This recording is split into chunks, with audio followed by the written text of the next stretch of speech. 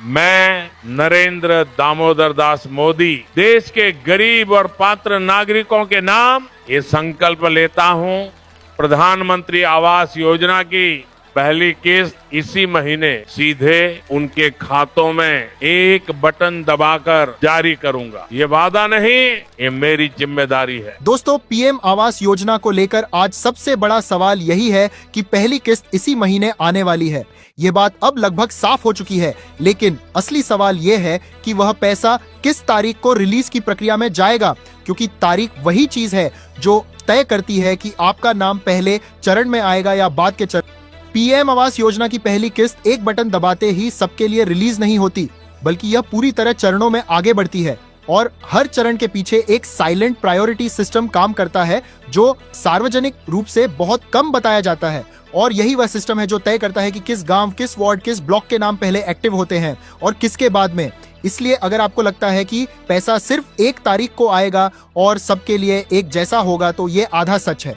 अब दोस्तों, इस खतरनाक डिटेल को समझिए। सरकार पहले उन जगहों को एक्टिव करती है जहां ग्राउंड लेवल प्रक्रिया पूरी मानी जाती है, यानी जहां सर्वे की स्थिति साफ होती है, जहां फाइल में कोई ओपन ऑब्जेक्शन नहीं रहता और जहां नाम को लेकर किसी तरह की डुप्लीकेसी का सवाल नहीं उठता। और यही वजह है कि कई बार एक ही इलाके में कुछ लोगों के नाम अचानक एक्टिव हो जाते हैं और कुछ लोगों के नहीं, और फिर लोग कहते हैं कि उनके साथ अन्याय हुआ, जबकि असल में मामला प्रक्रिया का होता है। इसलिए मैं बार बार कह रहा हूं कि तारीख जानने से ज्यादा जरूरी यह समझना है कि तारीख आने पर आपका नाम किस लेयर में खड़ा होगा।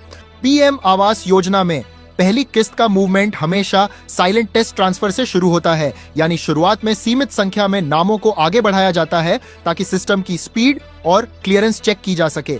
और जब यह टेस्ट फेज क्लियर हो जाता है, तब बड़े पैमाने पर नामों की मूवमेंट शुरू होती है। और यही वह पॉइंट है जहां लोग घबरा जाते हैं कि किसी को मिला, किसी को नहीं मिला, जबकि असल में वही फेज चल रहा होता है। इसलिए अगर आपके आसपास किसी के नाम की हलचल दिखे तो तुरंत घबराइए नहीं है कि पहली किस्त की प्रक्रिया में नाम सिर्फ एक बार नहीं बल्कि कई बार स्टेटस बदलता है और बहुत से लोग बीच में देखकर मान लेते हैं कि उनका नाम हट गया है, जबकि असल में वह सिर्फ एक इंटरनल मूवमेंट होती है। और यही वजह है कि गलत जानकारी फैलती है। इसलिए अगर आपने कहीं सुना कि किसी का नाम गायब हो गया तो तुरंत निष्कर्ष मत निकालिए, बल्कि पूरी प्रक्रिया समझिए। और अगर आप चाहें तो नीचे कमेंट में अपना नाम लिख दीजिए ताकि यह देखा जा सके कि यह सामान्य मूवमेंट है या कुछ और। अब दोस्तों, चौथी और सबसे जरूरी खतरनाक डिटेल यह है कि तारीख को लेकर सरकार कभी एक सटीक शब्द में घोषणा नहीं करती, बल्कि संकेतों में बात रखती है ताकि सिस्टम पर अनावश्यक दबाव न पड़े।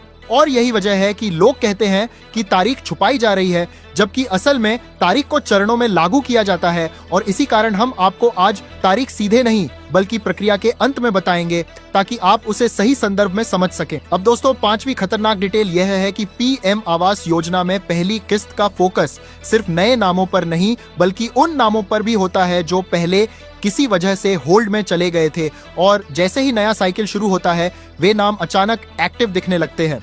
और यही वजह है कि कई पुराने आवेदकों को लगता है कि उनका केस फिर से खुल गया है।